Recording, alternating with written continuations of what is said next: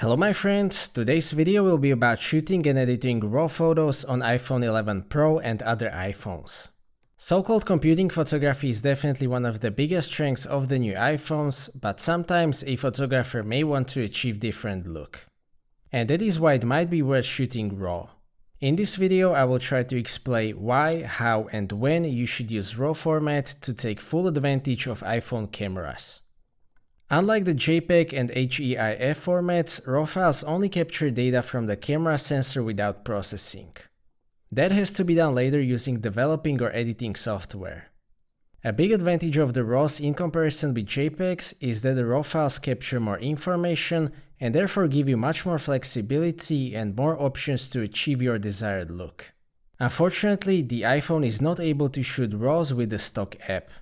If you want to do that, you have to use third-party app. There is a lot of apps to choose from, but the one that I use is called Halide Camera. To be honest, I don't know if it is the best app, but I like it and it can do everything that I need. The interface is pretty simple. There is obviously the shutter button for switching the cameras, and some basic settings. Extremely useful feature is the digital level. It will show up as a yellow rectangle when you turn on the grid.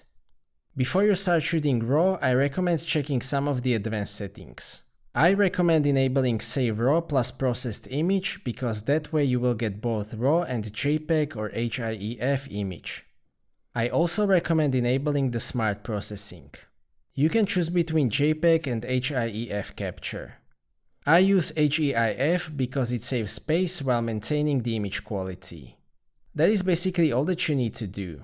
Now every picture that you will take using this app will be stored as unprocessed RAW DNG and processed HEIF file. Then you have two options for developing the RAWs. You can do so in the iPhone or transfer the RAWs to your computer. My most favorite app for processing RAWs on the smartphone is Snapseed. This is an app from Google. It is very easy to use. It has all of the basic and more advanced features. Besides that, it has very nice presets or filters which also work better with RAWs. If you subscribe to Adobe Creative Cloud, you can use Lightroom Mobile, which also works great. That will also synchronize your pictures with your other devices through the cloud. To show you all of the possibilities with RAWs, I will use computer for editing in this video. If you are starting out, the software that I would recommend is Luminar 4. There is a couple of reasons for that. It has the best developed module of all editing softwares with AI features, it is by far the cheapest, and I would also say the most modern editing software.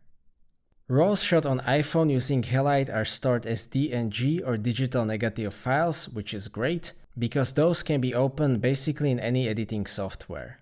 So how can you take an advantage of that information stored in larger RAW files? In Luminar you have an option to use one slider editing called AI Accent. It uses AI engine to adjust things like dynamic range, vibrance, saturation, contrast, and so on. You can combine that with AI Sky Enhancer, which can detect and specifically adjust the sky. AI Structure is my favorite selective contrast enhancing, and it works great. Using just these three tools, I can get nice neutral look that I personally prefer over out of camera look most of the time. If you don't want to use Smart Tools, there is ProTab, which is very similar to Develop module in Lightroom, Capture One, and other developing softwares.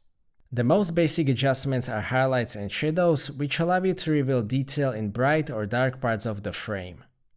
iPhone 11 Pro has pretty good dynamic range for such a small sensor, especially on the main camera. If you are shooting in low light though, these settings might introduce some noise. Vibrance and saturation adjust the colors in your frame, that is pretty self-explanatory. A big advantage of RAWs is also that you can adjust color temperature of your shots without losing any image quality. Luminar 4.1 has a ton of great features, including sky replacement tool or smart portrait editing, which I have covered in a separate video, and that will be linked in the description.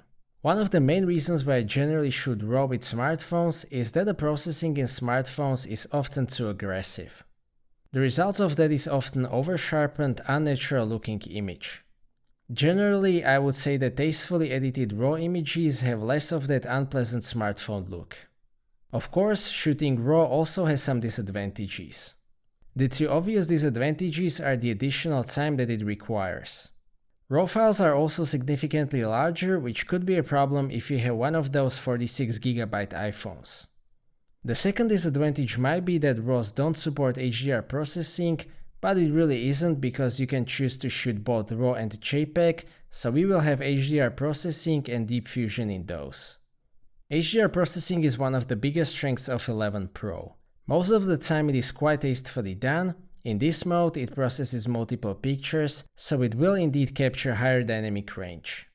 If you are just posting photos to your social media, it is not necessary to edit RAWs all of the time, of course. If you want more creative options though, this is how you can do that.